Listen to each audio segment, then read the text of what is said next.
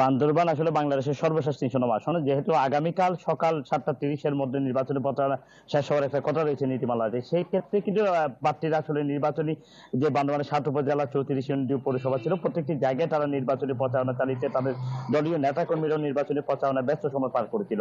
যেহেতু আজকে শেষ দিন বলা যায়, আমরা বিএনপি প্রার্থীর সাথে কথা বলেছি। তিনি আমাদেরকে জানিয়েছে তিনি বান্দরবানের ৪ নম্বর ওয়ার্ড এবং ৬ নম্বর সহ ৯ নম্বর ওয়ার্ডে নির্বাচনী প্রচারণা চালিয়ে যাবেন। কিছু কিছু তার পথসভা রয়েছে, উঠোন বৈঠক রয়েছে, সবগুলো মিলে আজকে তার প্রচারণা শেষ হবে বলে জানিয়েছে। আমরা কথা বলেছিলাম জাতীয় পার্টিতে প্রার্থী আবু জাফর মাহমুদ ওয়ালিউল্লাহ, তিনিও আমাদেরকে বলেছে তার প্রচারণা প্রায় শেষের দিকে। তিনি বিকালে একটা গণমিছিল বের করবে। এনসিপির পক্ষ থেকেও বলা হচ্ছে তারা একটি গণমিছিল বের করবে এবং ইসলামী আন্দোলনের পক্ষ থেকেও কিন্তু আসলে তারা বিভিন্ন প্রচারণা তারা ইতিমধ্যে শেষ হয়েছে বলে জানিয়েছে।